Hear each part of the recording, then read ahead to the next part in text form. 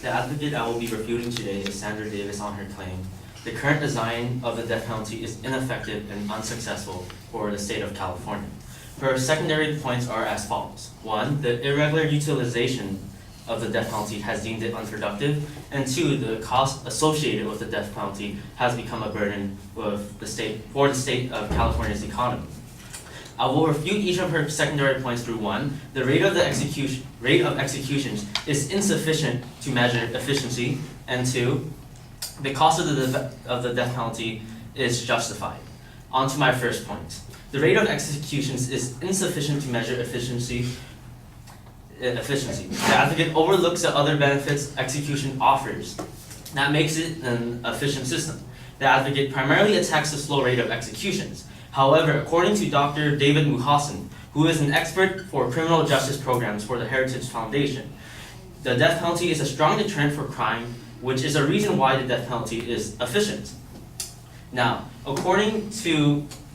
this is confirmed from studies conducted by Professor Hashim, Paul Rubin, and Jonas Shepard. From studies and data panel from over 3,000 countries from the year 1960 to the year 2000. They were able to compare the relationship between executions and murders from incidents before, during, and after the United States Supreme Court's death penalty moratorium. In other words, before and after when the death penalty was in effect. They found that from the study, on average, each execution resulted in 18 fewer murders. Now, a counter-argument to this finding would be that it is irrelevant because of the infrequent executions in California, as stated in the advocate's first secondary point.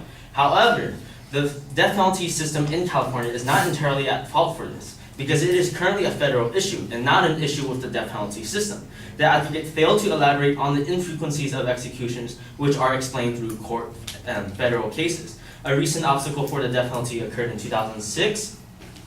According to Southern California Public Radio, the last execution occurred in 2006 because Michael Morales challenged the Supreme Court that lethal injections violated the 8th Amendment for cruel and unusual punishment. He successfully won the case to stay his execution. Since then, California had to jump through many legal hoops and is still battling the federal system to resume executions.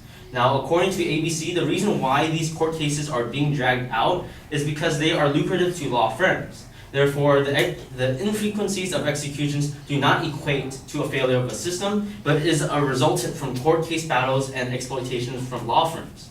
Now, to my second point, the cost of the death penalty is justified. The data presented by the advocate lacked additional information. She compared the yearly cost of a death row inmate, $90,000, towards an inmate for life, which was $47,000. These values cannot be properly compared at face value. From the deathpenalty.org, it is true that the total $4.6 billion spent on the death penalty on death row inmates amounted to $90,000 per inmate. However, this included extraneous costs besides incarcerations, such as trial costs, whereas the $47,000 yearly cost for inmates for life only accounted for incarcerations. In fact, according to the same source the advocate has presented, the cost for incarceration for an inmate on death row is $50,000. This diminishes the advocate's supporting point for her claim that the death penalty is ineffective because of cost and the cost difference between inmates for life and inmates for death row inmates. It is important to note that the majority of the cost for the death penalty are accounted for in the cost of trials. According to Death Penalty Facts World Press, trials cost 42% of the $4.6 billion spent on death penalty, and incarcerations only compose 22%. The advocate has not explained why the death penalty is ineffective because of its cost, but simply only presented the facts, or simply presented the costs. Trials and appeals are necessary for executions, otherwise they are unconstitutional by the 6th Amendment, right to a speedy trial. The cost of the death penalty is insufficient reason to claim it's ineffective, because majority of these costs are not from incarcerations, but due to legal processes that inmates are rightfully entitled to by the Constitution. Now, according to CTV News, an inmate won a case for the state to fund the convict sex change that amounted to over $500,000. For the death penalty, for over $500,000. The cost for the death penalty can be partially justified. but by necessity. However, it is questionable what the cost. It is questionable why is the cost an issue when cases such as these are passed and funded by taxpaying dollars. The advocate must elaborate and explain this to make any point that holds meaning. Therefore, in retrospect, we can see that the advocate makes a claim that the current design of the death penalty is ineffective for the state of California. But we can see that this is ill supported by her secondary points, because one, the rate of executions is not a sufficient measure to measure efficiency of the death penalty system, and second, the cost of the death penalty is justified.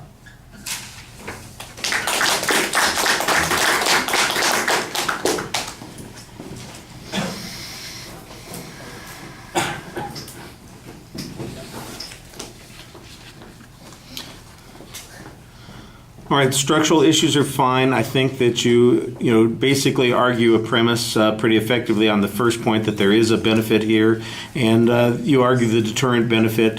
One thing that I think you might want to add here is an argument that says that the deterrent occurs whether or not executions are carried out. If you could demonstrate that that was the case, then that would undermine the argument that the advocate's presenting even more effectively. The notion that the delays in execution are a result of the federal appeals that are going on and those other cases, I think that's interesting background information, and I guess the argument that you're making is that the costs are not inherent in the penalty itself, but rather other sources are contributing, excuse me, not the cost, but the delays in execution are not just a result of the institution itself, but the process that has to be gone through, and that process, in fact, could be modified in some way, I guess, potentially. So as a causality argument, I think it's an interesting point. On the second point, when you're talking about the cost being justified, actually